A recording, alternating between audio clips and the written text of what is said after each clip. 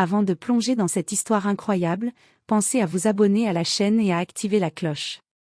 Ici, chaque récit a quelque chose à dire, et vous ne voudrez pas en manquer un seul. Lila Johnson n'avait jamais connu la chaleur d'un foyer aimant.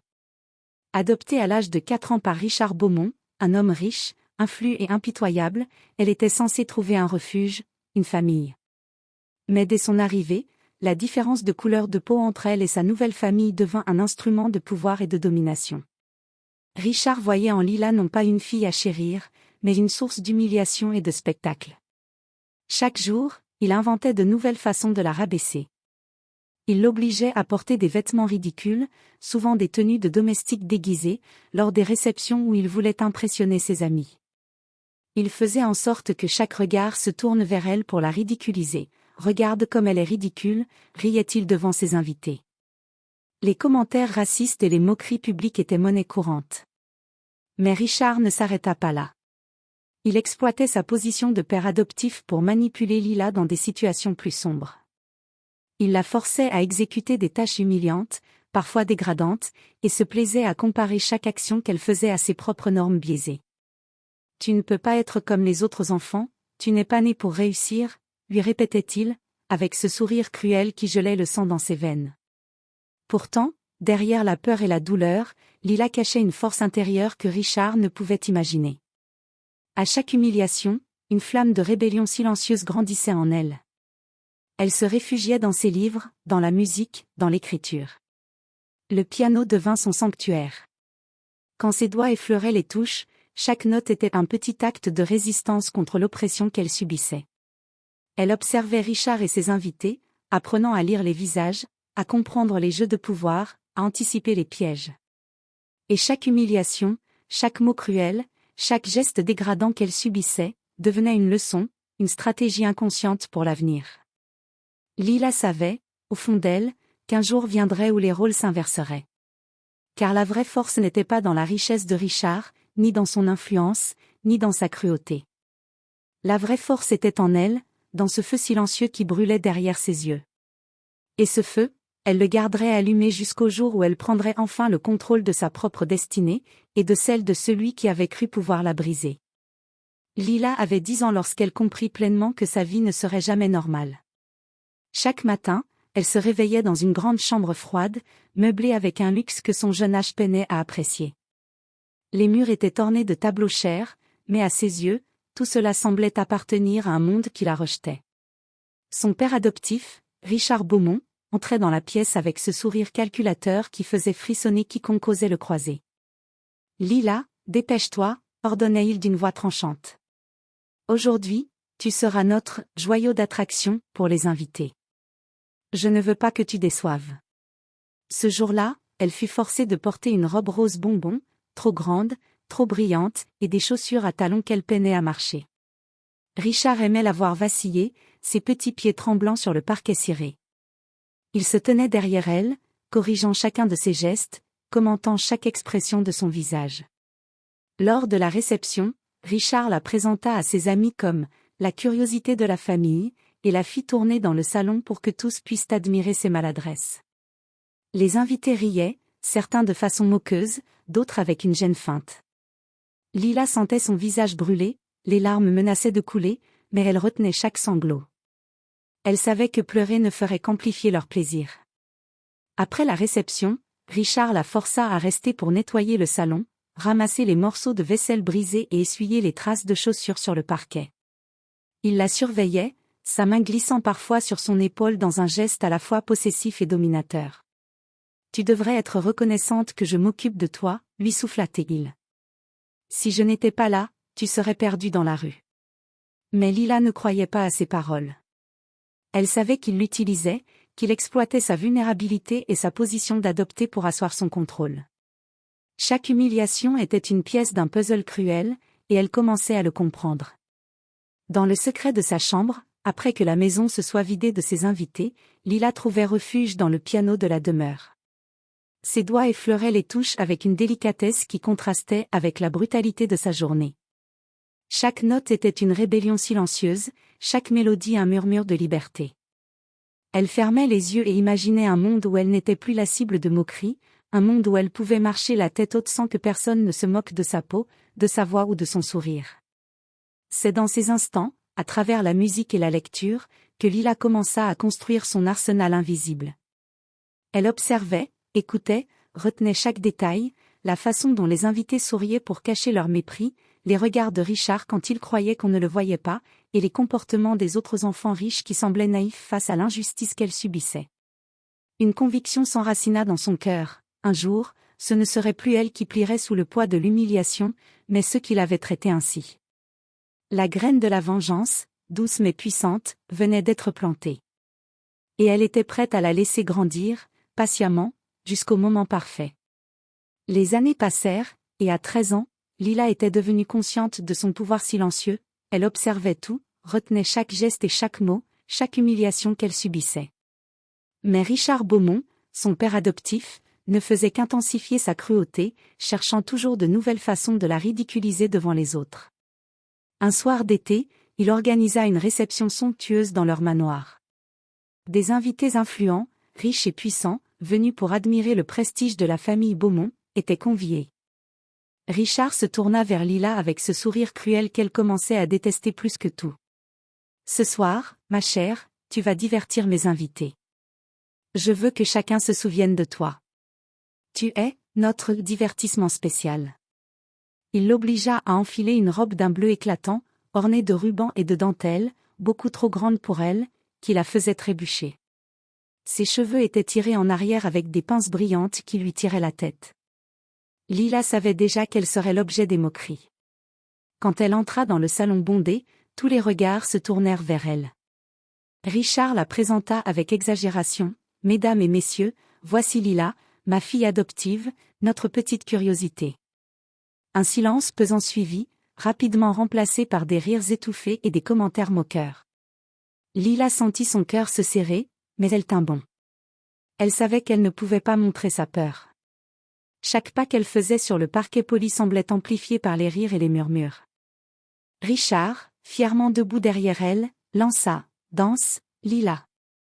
Montre-leur tes talents. » Lila s'exécuta, les mouvements maladroits, chaque pirouette surveillée par le regard perçant de Richard. Les invités riaient ouvertement de ses gestes, certains murmurant des commentaires racistes.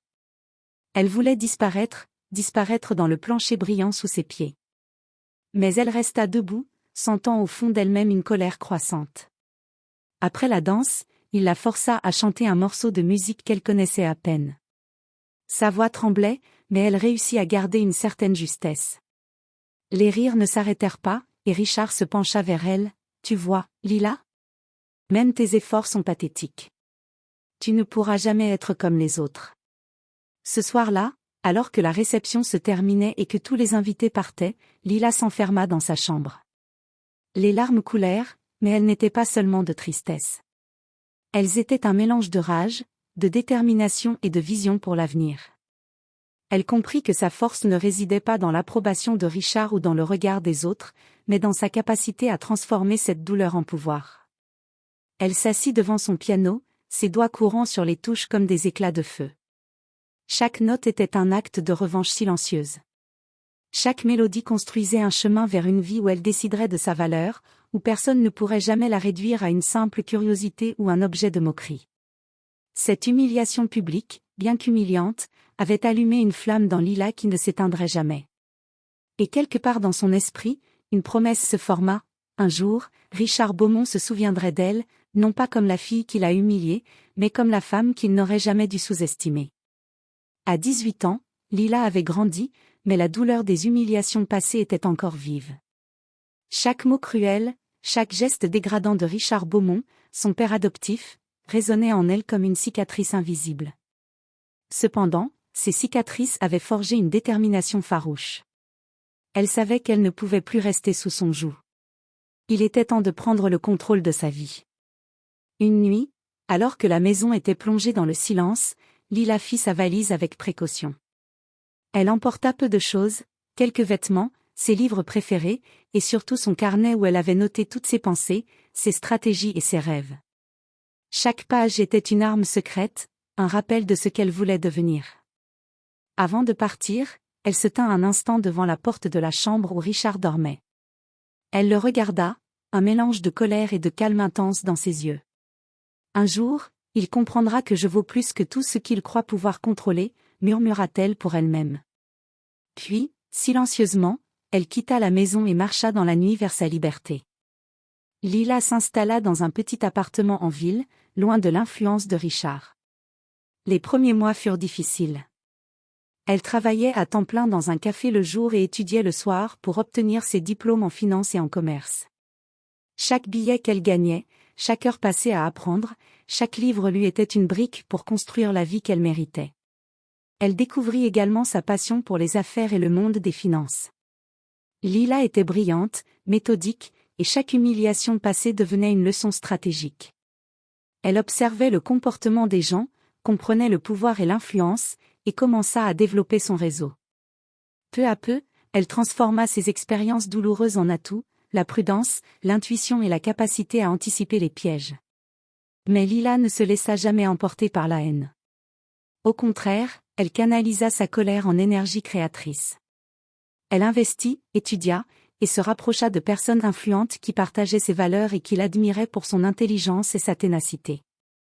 Elle savait qu'un jour, elle serait prête à confronter son passé et à rétablir l'équilibre entre elle et celui qui avait cru pouvoir la détruire.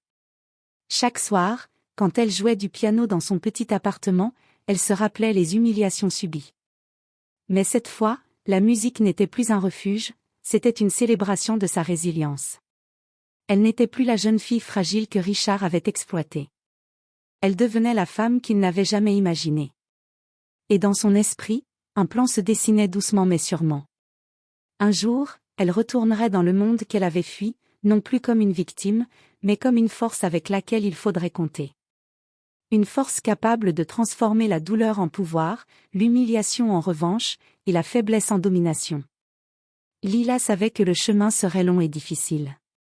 Mais pour la première fois de sa vie, elle ressentait un mélange de fierté et de certitude, elle contrôlait enfin sa destinée. Des années s'étaient écoulées depuis que Lila Johnson avait fui le manoir de Richard Beaumont. Elle était devenue une femme puissante, respectée dans le monde des affaires et philanthrope reconnue pour son intelligence, son courage et sa générosité. Les humiliations de son enfance n'étaient plus des blessures ouvertes, mais des armes silencieuses qu'elle avait apprises à manier. Un soir, alors qu'elle assistait à un gala de charité, un visage du passé surgit. Richard Beaumont, toujours riche et influent, se tenait à l'autre bout de la salle, entouré de personnes admiratives, inconscient que la jeune fille qu'il avait autrefois humiliée n'était plus qu'un souvenir, ou du moins, c'est ce qu'il croyait. Lila sentit un frisson parcourir son échine. Elle s'avança avec calme, chaque pas mesuré, chaque sourire contrôlé. Ce n'était plus la jeune fille fragile de 13 ans qui vacillait sous les rires moqueurs de Richard. Non, c'était une femme forte, assurée, qui pouvait tenir tête à n'importe qui. Quand leurs regards se croisèrent, un silence presque irréel s'installa. Richard crut reconnaître l'enfant qu'il avait autrefois humilié, mais il ne voyait pas la femme redoutable qui se tenait devant lui.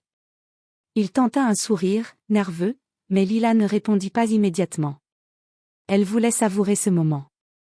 Après tout, elle avait attendu des années pour ce face-à-face. Lila, commença Richard, sa voix hésitante. Tu es ? Elle le coupa, d'une voix ferme mais glaciale. Vous avez oublié quelque chose, Richard. Toutes ces années, vous avez cru pouvoir me détruire. Vous avez utilisé votre richesse et votre influence pour me diminuer, mais regardez-moi maintenant. Là, au milieu du gala, entourée de visages impressionnés, Lila révéla non seulement sa réussite financière mais aussi son influence. Les invités, qui avaient toujours admiré Richard, commencèrent à voir une nouvelle vérité.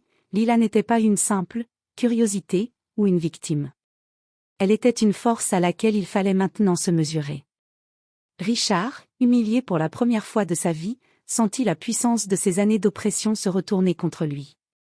Chaque mot cruel qu'il avait prononcé, chaque humiliation qu'il avait infligée, revenait comme un boomerang silencieux, mais irrésistible. Lila continua, implacable. Vous m'avez fait croire que je ne valais rien à cause de ma peau, à cause de votre obsession du contrôle et du pouvoir. Mais j'ai transformé cette douleur en force. Et aujourd'hui, Vous voyez devant vous ce que vous auriez dû respecter dès le début, une femme qui ne se laisse plus jamais humilier. Richard n'avait plus de mots. Il ressentit pour la première fois la fragilité d'une position de pouvoir basée sur la cruauté et la peur. Et Lila, dans son regard, vit non seulement la peur mais aussi la reconnaissance. Il venait de réaliser que celle qu'il avait tenté de briser avait surpassé tout ce qu'il avait imaginé.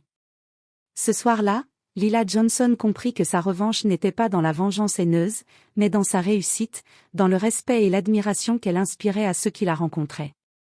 Et Richard Beaumont apprit, d'une manière qu'il n'oublierait jamais, que l'humiliation qu'il avait semée avait donné naissance à une puissance qu'il ne pourrait jamais contrôler.